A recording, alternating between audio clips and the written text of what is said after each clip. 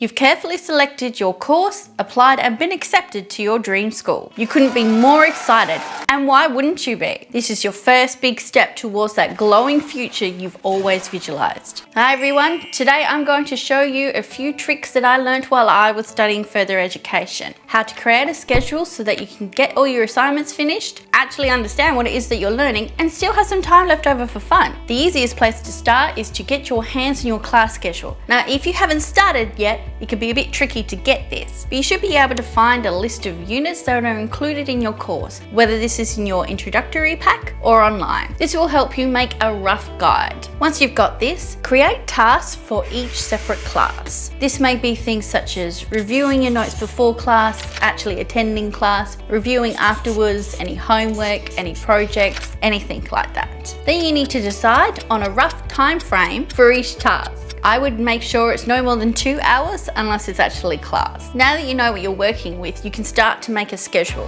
There are different ways that you can do this. You can have physical items such as sticky notes or blocks with the tasks written on them and move them around until you're happy with their position. You could write it down in a list and then cross out and rewrite it when you need to, or you can make a digital copy. When you're doing this, make sure you include sections where you take a break. I would leave this no more than 15 minutes for a shorter study period, but I would make it half an hour for a longer study time. Make sure it also fits in with your other scheduled tasks, such as your cleaning schedule. Include in your schedule little side notes of what to do when shit hits the fan. Life happens, so planning a good strategy to work around that will give you a great head start. Don't be studying the same thing all day, every day. Even if you're coming up to an exam, your brain needs time to process and it needs to focus on something else for a while. So when you're writing your schedule, space out the subjects. Now that you have your schedule, you should consider how you're going to display that. Having a planner out in the open is fantastic because you see it all the time. However, if there are other people in there, they might find it funny to edit it slightly. You can also have it a diary or organizer. There are lots of apps to use and PC software available. You can even write it down like it's a script and have it audio read to you. Suri, will you please read my study note? Like and subscribe to this awesome channel.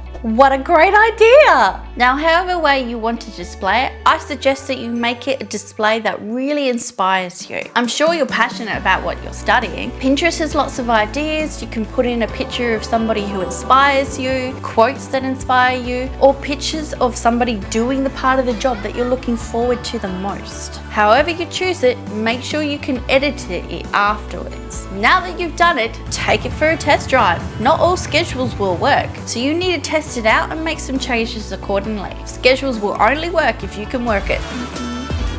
Try and get into the habit of checking your schedule twice a day. Once in the morning so you know what you got to do that day, and then at the end of the day you can check off what you've done and reschedule anything that you didn't get done for the next day. Regularly update your schedule as well. When you get a new assignment, put in the due date for that in your schedule so you know when you need to have it ready. Probably one of the best tips I can give you as well is if you have a large ongoing project, make a separate section for working on that alone. And I suggest that you use the first session planning out how you're going to complete that task. A schedule is really just the tip of the iceberg when it comes to effective studying. I've discovered at least 76 different techniques that you can use to improve your studying. I haven't made that video just yet, but if I have and you're watching this from the future, hi future people, click here. If you haven't, click here anyway, and I'll put something in fantastic for you. I hope you enjoyed this video. If you did, please like and subscribe, and I'll see you next time. Bye.